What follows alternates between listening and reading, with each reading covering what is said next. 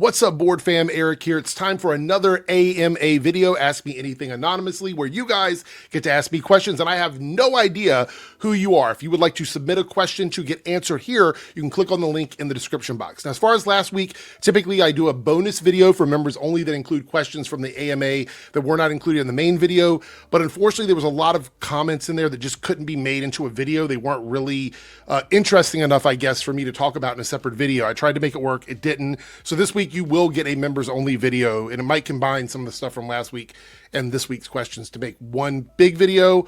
We'll see. That's going to come out on Thursday, so make sure you're a channel member to get all of those videos that are members only content. With that being said, let's jump into your questions. All right, so this person says, I believe that race swapping and gender swapping white or male characters is a lazy form of creativity and a lazy tool for diversity and representation in any form of media.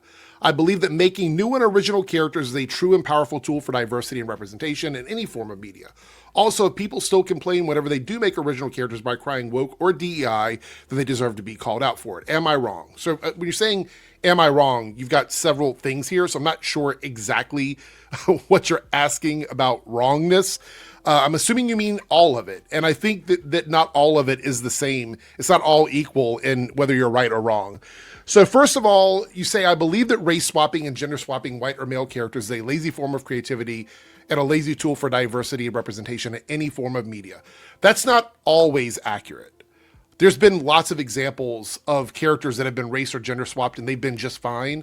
It really just depends on, I guess, which character it is and what they're doing with the character. If you're just tokenizing a character, and what I mean by tokenizing is they're just there to represent a demographic. For example, you take a popular character that people know, you make the character gay, and then that character is just a gay character existing in that media. They don't add anything to the story. They don't have any meaningful relationships with anybody. They don't have a lot of lines of dialogue. They're just kind of there as a gay character. Then that's tokenization, and that is lazy. That's probably the laziest thing you could do. But if you take a character and you race or gender or whatever swap with them, and you actually give them some significant reasons for those changes, then that's the opposite of lazy. You're actively trying to make that character interesting in the context of the story that you're telling, whether it's a movie or TV show. So I disagree with you there. So there is no right or wrong. I think that's just a personal disagreement. Also, it's more of an argument. Like that's a good argument, but you're not presenting evidence for me to look at, like saying, I believe it's lazy, and here is an example of why it's lazy. I believe that making new and original characters is a true and powerful tool for diversity and representation in any form of media. Again, it's not necessarily always right or always wrong. It's great to have new characters, but new characters don't have the power to do the things that investors, and we're talking about investors specifically because you're talking about media. So people that are willing to spend money on these projects, because most things nowadays aren't as organic. They're typically like curated and then pushed out in a certain way. Like there's a whole team making something and taking that thing and then putting it out to the audience. So if you create a brand new character, there's a lot of risk in that. And executives and investors don't like risk. Risk is like one of the biggest things they avoid. They want to be as low risk as possible unless there's a high reward. And a lot of times it's like, do we want to like try this new character that's diverse and expect a bunch of money in return? You know, I mean, that's one of the things that kept Black Panther from being made for years, is that Perlmutter didn't want to try, you know, putting a black superhero in a movie. That's an established character. So can you imagine like a new character coming out with diversity and representation? I just don't see that. Also, people still complain whenever they do make original characters by crying woke or DEI, they deserve to be called out for it. Yeah, I mean, they should be called out for it. The core of this, though, is the concept of these parasocial relationships that people have with characters. This worship mentality. There's an actual name for it. I can't think of the name of it right now, but like there's this concept that people have this one-sided investment in this character, and therefore they cannot in their mind comprehend what it would be like to see that character in a different way, because they have established some sort of like connection with that fictional being in a story. And it actually, parasocial relationships aren't always harmful. Like Sometimes they're okay, but a lot of times they can lead to depression, anxiety, things like that. So what happens is you have these guys on social media that understand that, and they manipulate that parasocial feeling that these fans get for these characters in these fictional stories, and they market outrage based on that, and that can be very harmful. We've seen the effects of that. So yeah, it is an issue. So when you say, "Am I wrong?" I don't think there is a stamped right or wrong on this. Like, I don't think there's any way to look at it from that perspective. I think that there's some stuff here that like, yeah, I would love more original characters that are diverse. I would love that. But then I also understand how the industry works, and we're just not going to see something like that every single time. Also, I didn't mention this, but for years, Hollywood pandered to white men, straight white men. Like, they would put posters up of women with big boobs, or every lead character would be a white guy. And for the longest time, marginalized communities only saw success or power or any of those things through the lens of a straight white man. And I know people hate when that's pointed out. They feel like, oh, I'm being attacked because I'm a straight white man. I'm a portion of that. I'm a cisgender white guy. So I am a portion of that community. So even I could somehow relate to those types of characters. But imagine being someone that has literally no connection to those characters. And we talk about, not needing visibility and not needing people to relate to things, but we absolutely have that. That's why people are so mad when stuff gets changed, because they develop a parasocial relationship with a character that they can relate to in one form or another, whether they find them attractive, whether they look like them, whether they have the same job as them, whether they have the same personality as them. These are the things that connect us to these characters. And I know people want to ignore, when I say people, I mean like the people that get mad on the internet. They want to ignore that and pretend that like that doesn't exist, but it absolutely does 100% exist. Anyway, thank you for your comment. All right, I never watched Ranting for Vengeance on YouTube, but I watched a few YouTubers making response videos to that evil grifter. I really hate this kid. RFV is a bad faith critic, and all he does is use the R slur and cry woke bad. What are your thoughts on him? So for me, I think that looking on the best case scenario is that he doesn't actually believe the things that he's saying. But many people have told me that they believe that he is being honest and that he truly does make all these videos that are anti-woke and stuff, that he actually means every single word that he says. I don't know. I don't like his videos because, well, first of all, they're against YouTube's terms of service. They break the terms of service constantly. I don't think I've ever seen a video from him that doesn't in one way or another. And YouTube doesn't do anything about it. So YouTube is complicit in this as well. And I think that YouTube should do something about it, because he's, everybody keeps saying he's under 18. So he's a minor, right? So he shouldn't be on YouTube making these kinds of videos and saying these kinds of things anyway, because that again is just a problem for YouTube. But he's also attracting a very gross audience, and based on the kind of people that are in that audience, right?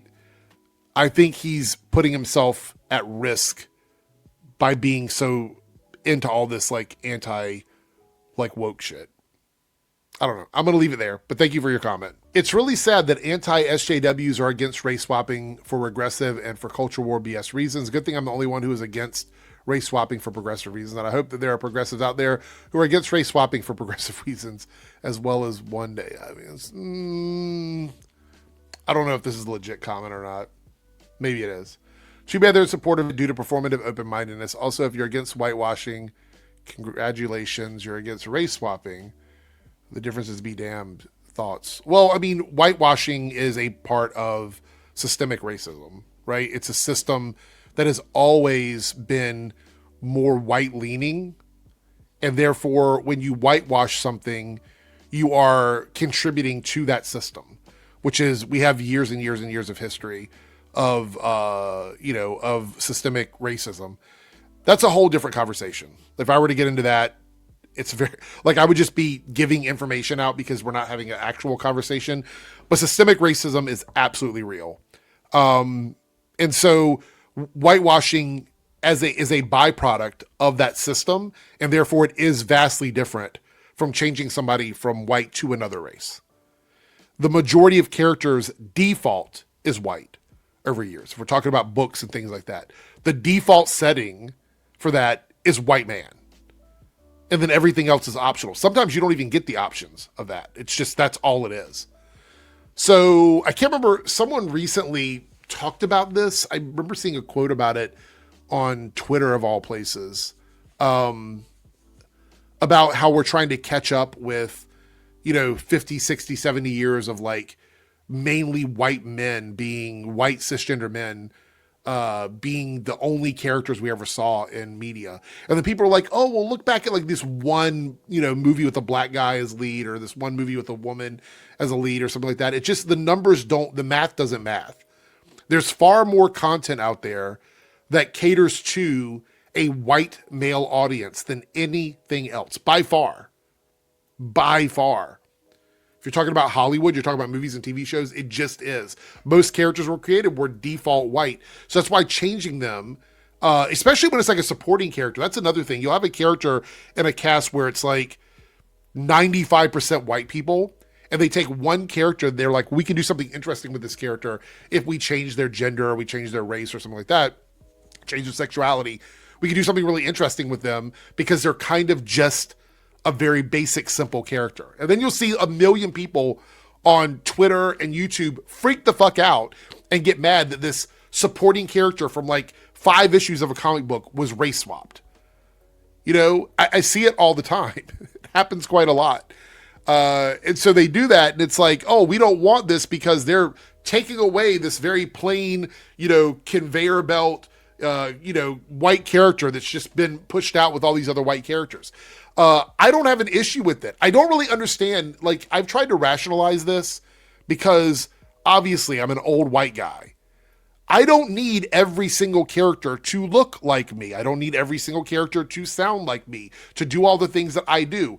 I quite enjoy learning about different communities through media and entertainment.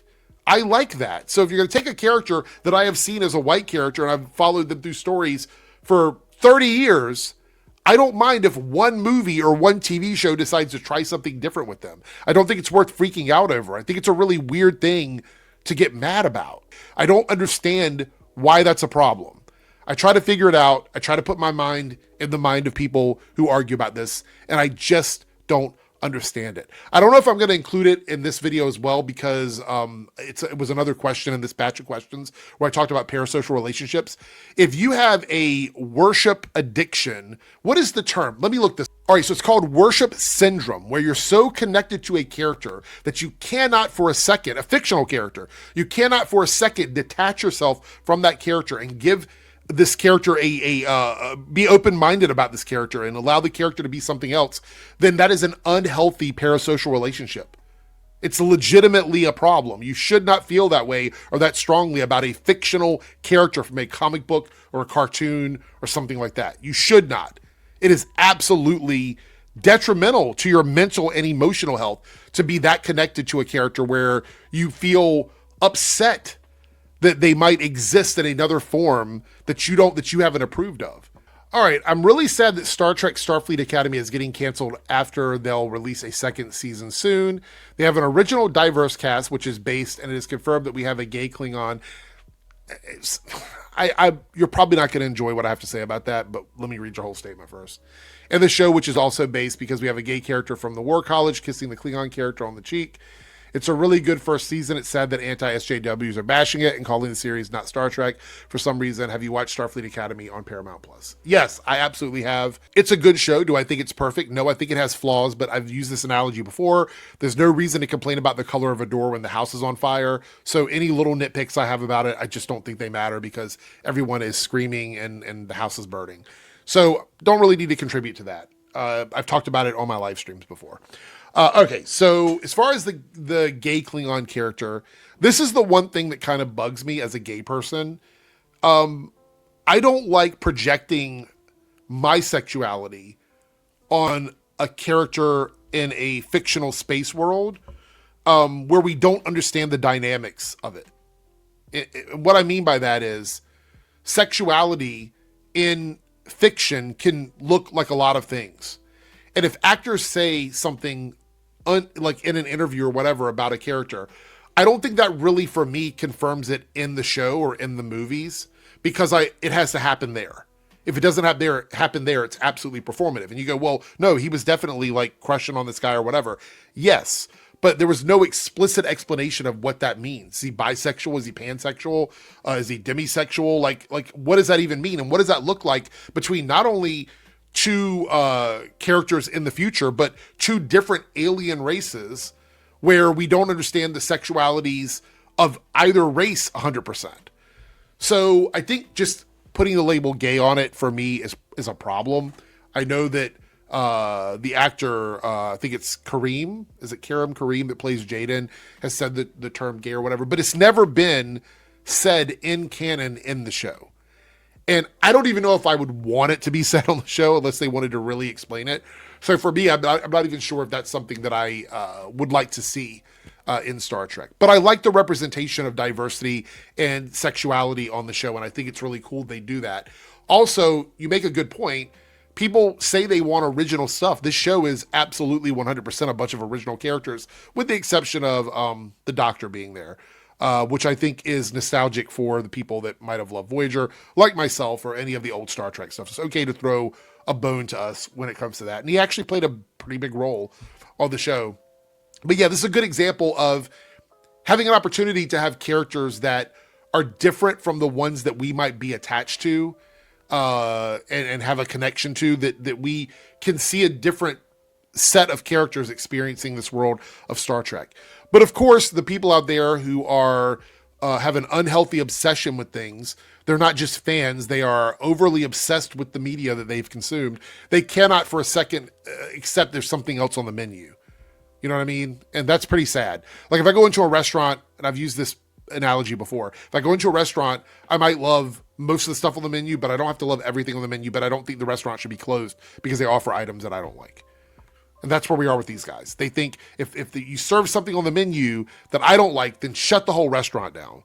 Noticed how Nerdrotic's main channel, the vids he does every 7 to 10 days, 2 to 4 years ago, all those videos, even the ones not super popular, would always hit 800 to 1 million views. Now almost hit 300 to 600K, now in the 400K range. It's funny how he does way more live streams than Nerdrotic daily clips. I think he knows his popularity is slowly dying and he's doing live stream clips where the money is. I actually think, you guys want to know my honest opinion about this, what I think is happening. So I talked about this. The quartering is a really good example of someone who gives away way too much.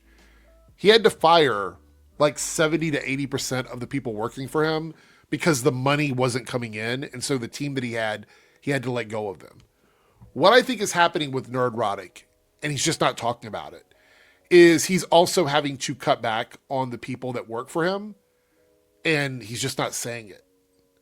So it's easier for him to live stream and then clip things and put them up than it is for him to have someone write his videos, give him talking points, come up with things for him to talk about and discuss. It's much easier for him to just do it live. And doing it live tackles two things for Nerdrotic. Two really wonderful things. Number one, he still gets all of the super chats from those live streams. Like people are coming in, they're super chatting him, they're getting memberships, all of that stuff. So he benefits from that. But then he also gets to clip stuff from that and upload it to like his 5 different channels and then get, super thanks and stuff on those clips as well.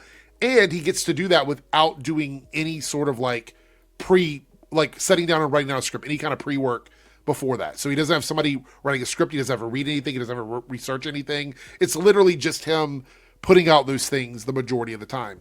And it's really popular with a lot of YouTubers. I will say a lot of people like clips. They don't want to watch the whole live stream. They just want to watch clips. And for us making videos, clips make it really easy for us to react to something from one of their streams that has been curated and packaged in a much easier viewing experience. So there is some positives to that in that way. But the videos getting lower views, that is a result of obviously the algorithm shift, the culture shift, people getting anti-woke fatigue. That's going to be a new term, anti-woke fatigue. They're tired of seeing it. It's boring to them. It doesn't hit the way it used to. Like they used to shoot up on that stuff all the time, but now they have to chase another high because that's not doing it anymore. It's not getting them there anymore. And so those views are dropping, and that means that he has to get rid of people that are doing things for him. So those videos not only get less views, but they're spread out further because there's less people doing them. So there's just a lot of reasons why we're seeing this. Live streams are easy for people to do solo or with like one person helping them. They can pick a panel, everybody can get on a chat, and actually YouTube is sort of pushing towards either you're doing shorts or you're doing long form content. That smaller like 3 to 5 minute video content or whatever they used to push back in the day doesn't really exist anymore. People are watching YouTube on televisions now, so they'll put on something in the background while they're doing dishes or while they're vacuuming or while they're doing homework or something like that. That's where it is. That's what people want. So that's what YouTube is pushing. So this is why they're doing that shift. There's a lot of like financial reasons why they're doing it, and it's helping them stay in the algorithm. But the days of like making a million anti-Brie Larson videos are kind of gone. And actually channels, if you look at like Ryan Kennel and places like that, even them pushing out all their videos, only one of them a week, maybe 2 a week, are catching on and getting in the big algorithm pipeline. The rest of them are just kind of, they're stagnant. And we're going to keep seeing that. And that's it for today's video. Thank you so much for tuning in and checking it out. Remember, if you'd like to ask a question, feel free to click on the link down in the description box to ask your question and possibly get it answered in this series or the members only series as well. If you'd like to see those videos, it is available to members of any tier, the lowest tier to the highest tier. You can click on that to get access to those videos, and you get custom badges, emojis, and members early access and exclusive content. There's a lot of perks for being a channel member. So if you'd like to do that, please consider doing that to support the channel as well. With that being said, I'm out of here. I'll see you guys in the next video. Take care.